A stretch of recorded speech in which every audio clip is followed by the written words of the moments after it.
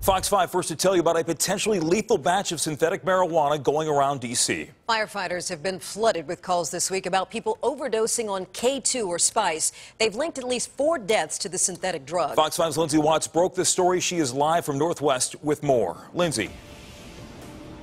Sean and Jim, we're here at 3rd and D just to set the scene. D.C. Police headquarters is right down the block, and then about 2 blocks this way is a homeless shelter.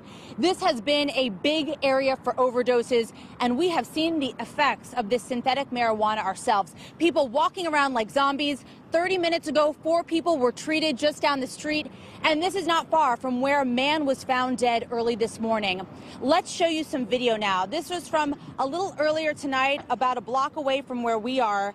We watched as first responders tried to revive a man who was barely moving. D.C. Fire says 140 people have gotten sick from K2, and that's just since Saturday. And that does not even count all of the cases from tonight. Take a look at this now. We'll show you the scene on the corner of 3rd and E Streets. This was around 5 this afternoon. A woman who works nearby got the video. A firefighter who responded to this says it looked like Night of the Living Dead. 11 people sick. Several of them had to be hospitalized. That firefighter says it was the worst K2 overdoses that he has seen this week. I touched base with him again tonight. He says the calls have just kept coming one after another, especially today. We also have some photos from 2 days ago. A source took these on Good Hope Road in Southeast. People were passed out, foaming at the mouth. Just awful to see this. Firefighters say heat and dehydration make people more susceptible to overdose.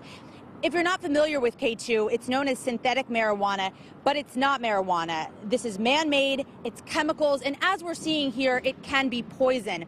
It's also very inexpensive, and it's the homeless population in D.C. that has been impacted the most. Here's D.C. Fire Chief Gregory Dean on the symptoms. You'll see people that are unconscious, people that are vomiting, people that are collapsing, all those things, or maybe being overly aggressive. Those are signs that they may be impacted or under the influence. Anytime you have an increase, it has an impact. And so we, the city agencies, are working collaboratively together to address this impact. Just a little while ago, we saw a homeless advocate handing out these flyers that were created by multiple agencies in D.C.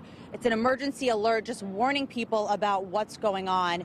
A question is, where are people getting this K2? It is illegal in the district. A police source says there are some shops suspected of selling it from behind the counter. He says right now this really seems to be something that is circulating within the homeless population. We're live tonight in Northwest. Lindsay Watts, Fox 5 Local News.